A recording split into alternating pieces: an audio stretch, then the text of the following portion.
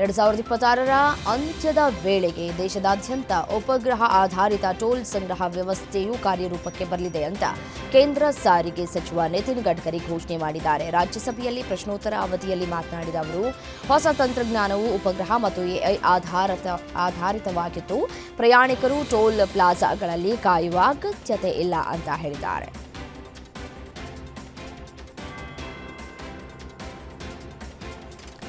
ಕೇರಳದ ರಸ್ತೆ ಯೋಜನೆಗಳ ಕುರಿತು ಚರ್ಚಿಸುವುದಕ್ಕೆ ಕಾಂಗ್ರೆಸ್ ಸಂಸದೆ ಪ್ರಿಯಾಂಕಾ ಗಾಂಧಿ ವಾದ್ರಾ ಕೇಂದ್ರ ರಸ್ತೆ ಸಾರಿಗೆ ಮತ್ತು ಹೆದ್ದಾರಿ ಸಚಿವ ನಿತಿನ್ ಗಡ್ಕರಿ ಅವರನ್ನ ಭೇಟಿಯಾದರು. ಸಂಸತ್ತಿನ ಆವರಣದಲ್ಲಿರುವ ಗಡ್ಕರಿ ಅವರ ಕಚೇರಿಯಲ್ಲಿ ಭೇಟಿಯಾಗಿ ಕೇರಳದ 6 ರಸ್ತೆ ಯೋಜನೆಗಳ ಕುರಿತು ಚರ್ಚಿಸಿದರು.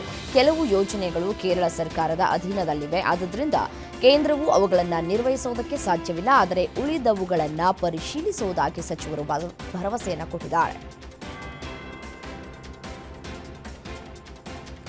ಹೊಸದಾಗಿ ನೇಮಕಗೊಂಡಂತಹ ವೈದ್ಯರಿಗೆ ನೇಮಕಾತಿ ಪತ್ರ ವಿತರಣೆಯ ಸಮಯದಲ್ಲಿ ಮಹಿಳಾ ಅಭ್ಯರ್ಥಿಯ ಹಿಜಾಬ್ ಎಳೆದ ವಿವಾದದ ಬೆನ್ನಲ್ಲೇ ಬಿಹಾರ ಮುಖ್ಯಮಂತ್ರಿ ನಿತೀಶ್ ಕುಮಾರ್ ವಿರುದ್ಧ ರಾಂಚಿಯ ಇಟ್ಕಿ ಪೊಲೀಸ್ ಠಾಣೆಯಲ್ಲಿ ದೂರು ದಾಖಲಾಗಿದೆ. ಈ ವಿಷಯದ ಬಗ್ಗೆ ತನಿಖೆ ಕೈಗೊಳ್ಳುವಂತೆ ಸಾಮಾಜಿಕ ಕಾರ್ಯಕರ್ತ ಮುರ್ತಾಜಾ ಆಲಂ ದೂರನ್ನು ದಾಖಲಿಸಿದ್ದಾರೆ. ಇದೇ ವೇಳೆ ಹಿಜಾಬ್ ವಿವಾದದ ನಂತರ ನಿತೀಶ್ ಕುಮಾರ್ ಅವರ ಭದ್ರತೆ ಹೆಚ್ಚಿಸಲಾಗಿದೆ.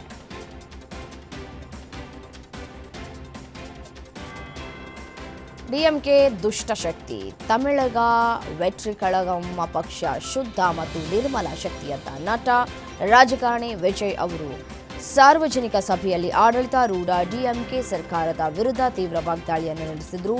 ಸುಮಾರು 34 ವರ್ಷಗಳಿಂದ ಸಿನಿಮಾ ಮೂಲಕ ಜನರೊಂದಿಗೆ ಸಂಪರ್ಕ ಹೊಂದಿರುವುದನ್ನು ನೆನಪಿಸಿಕೊಂಡಂತಹ ವಿಜಯ್, ನಾನು ಎಲ್ಲವನ್ನೂ ಬಿಟ್ಟು ಬಂದಿದ್ದೇನೆ, ಜನರು ನನ್ನನ್ನು ಬಿಟ್ಕೊಡುವುದಿಲ್ಲ, ನೀವು ತೋರಿದ ಬೆಂಬಲಕ್ಕೆ ಕೃತಜ್ಞತೆಯನ್ನು ತಿಳಿಸಿದರು.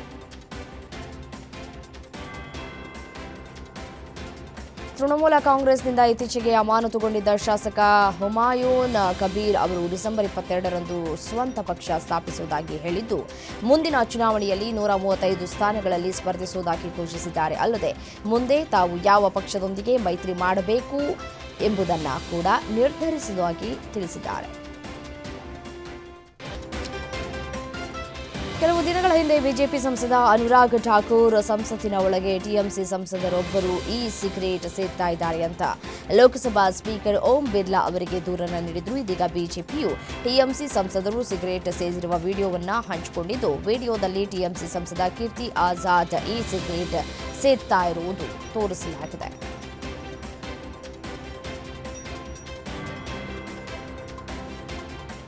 2005ರಲ್ಲಿ ಜಾರಿಗೆ ತಂದ ಮಹತ್ವಾಕಾಂಕ್ಷೆಯ ಮಹಾತ್ಮ ಗಾಂಧಿ ರಾಷ್ಟ್ರೀಯ ಗ್ರಾಮೀಣ ಉದ್ಯೋಗ ಖಾತರಿ ಕಾಯ್ದೆ ಮತ್ತು ಅದರಡಿ ರೂಪಿಸಲಾದಂತಹ ನರೇಗಾ ಯೋಜನೆಯ ಹೆಸರನ್ನು ಬದಲಾಯಿಸಿ Viksit Bharat Rozgar and Ajeevika mission VBG RAM G ಮಸೂದೆ 2025 ಲೋಕಸಭೆ ಅಂಗೀಕರಿಸಿದೆ.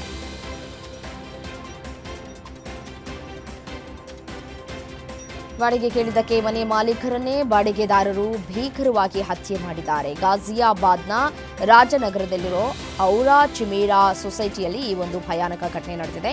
ಮನೆ ಮಾಲಕಿ 48 ವರ್ಷ ದೀಪ್ಸಿಖಾ ಶರ್ಮಾ ಎಂಬಾಕೆಯನ್ನ ಅಜಯ್ ಗುಪ್ತಾ, ಆಕೃತಿ ಗುಪ್ತಾ ದಂಪತಿ ಭೀಕರ ಹತ್ಯೆ ಮಾಡಿದ್ದಾರೆ. ಗುಪ್ತಾ ದಂಪತಿ ಸುಮಾರು 4 ತಿಂಗಳಿನಿಂದ ಬಾಡಿಗೆಯನ್ನ ಪಾವತಿಸಿರಲಿಲ್ಲ. ಬಾಡಿಗೆ ಕೇಳಿದ ದೀಪ್ಸಿಖಾ ಜೊತೆ ಜಗಳ ಮಾಡಿದ ದಂಪತಿ ಆಕೆಯನ್ನ ಕೊಂದು ಶವವನ್ನ ಸೂಟ್ಕೇಸ್ನಲ್ಲಿ ಏರಿಸಿದ್ರು ಅಂತ ತಿಳಿದು ಬಂದಿದೆ.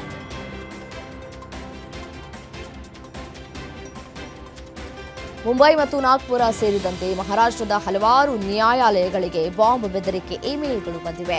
ಈ ಹಿನ್ನೆಲೆ ಭದ್ರತಾ ಕ್ರಮಗಳನ್ನು ಹೆಚ್ಚಿಸಲಾಗಿದ್ದು, ನ್ಯಾಯಾಲಯದ ಕಲಾಪಗಳನ್ನು ತಾತ್ಕಾಲಿಕವಾಗಿ ಸ್ಥಗಿತಗೊಳಿಸಲಾಗಿದೆ. ಈ ಬೆನ್ನಲ್ಲೇ ಮುಂಬೈ ಪೊಲೀಸರು ಬೆದರಿಕೆ ಇಮೇಲ್ ಕಳಿಸಿದ ಮಾಹಿತಿಯನ್ನು ಪತ್ತೆ ಹಚ್ಚುತ್ತಾ ಇದ್ದಾರೆ.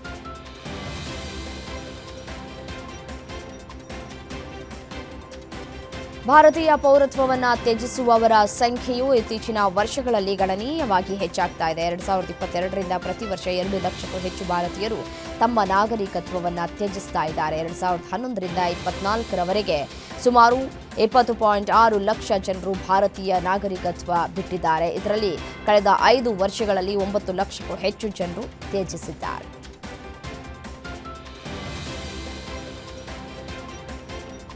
ಜಡ್ಡಾದಿಂದ ಕೋಝಿಕೋಡ್ಗೆ 160 ಪ್ರಯಾಣಿಕರನ್ನ ಹೊತ್ತು ಸಾಗ್ತಾ ಇದ್ದಂತಹ ಏರ್ ಇಂಡಿಯಾ ಎಕ್ಸ್‌ಪ್ರೆಸ್ ವಿಮಾನದ ಲ್ಯಾಂಡಿಂಗ್ ಗೇರ್ ಮತ್ತು ಟೈರ್ನಲ್ಲಿ ಸಮಸ್ಯೆ ಕಾಣಿಸಿಕೊಂಡಿದ್ದು ಕೊಚ್ಚಿ ಅಂತಾರಾಷ್ಟ್ರೀಯ ವಿಮಾನ ನಿಲ್ದಾಣದಲ್ಲಿ ತುರ್ತು ಭೂಸ್ಪರ್ಶವನ್ನು ಮಾಡಲಾಗಿದೆ. ವಿಮಾನದ ಬಲಭಾಗದ ಮುಖ್ಯ ಲ್ಯಾಂಡಿಂಗ್ ಗೇರ್ ಮತ್ತು ಟೈರ್ ವೈಫಲ್ಯಕ್ಕೆ ಸಂಬಂಧಿಸಿದಂತಹ ತಾಂತ್ರಿಕ ಸಮಸ್ಯೆ ಕಾಣಿಸಿಕೊಂಡ ಹಿನ್ನೆಲೆ ವಿಮಾನ ಸುರಕ್ಷಿತವಾಗಿ ಇಳಿಯಿತು ಅಂತ ಅಧಿಕಾರಿಗಳು ತಿಳಿಸಿದ್ದಾರೆ.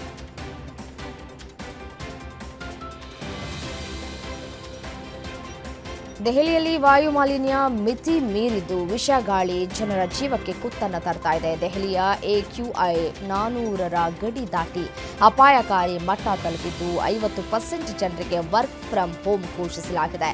ಕಠಿಣ ಮಾಲಿನ್ಯ ನಿಯಂತ್ರಣ ಕ್ರಮಗಳ ಭಾಗವಾಗಿ VSVI ಎಂಜಿನ್ ಹೊಂದಿರದ ಹಳೆಯ ಕಾರುಗಳಿಗೆ ದೆಹಲಿ ಪ್ರವೇಶವನ್ನು ನಿಷೇಧಿಸಲಾಗಿದೆ. ಇದರೊಂದಿಗೆ PUC ಪ್ರಮಾಣ ಪತ್ರ ಹಾಗೂ ಮಾಲಿನ್ಯ ನಿಯಂತ್ರಣ ಪ್ರಮಾಣ ಪತ್ರವಿಲ್ಲದ ವಾಹನಗಳಿಗೆ ಇಂಧನ ನಿಷೇಧಿಸಲಾಗಿದೆ.